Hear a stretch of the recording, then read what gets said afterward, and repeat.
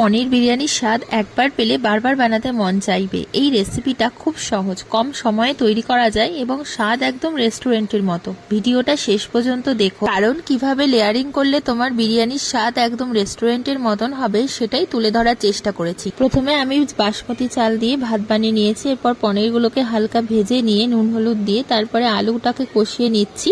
আদা পেঁয়াজ রসুন বাটা দিয়ে বিরিয়ানির মশলা আর গোলমরিচ গুঁড়ো দিয়ে ভালো করে কষিয়ে নেওয়ার পরে এবার লেয়ারিং করছি। লেয়ারিং গুলো ভালো করে দেখো।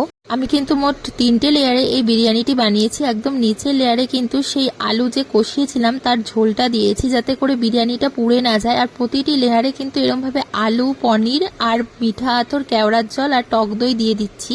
আমি কিন্তু আগে থেকে ভাতের মধ্যে গোলাপ জল, কেওড়ার জল, মিঠা আতর, বিরিয়ানির মশলা আর একটু নুন মাখিয়ে রেখেছিলাম। এরপর 10 থেকে 15 মিনিট দমে বসিয়ে দিলেই কিন্তু রেডি হয়ে যাবে এই টেস্টি টেস্টি পনির বিরিয়ানি।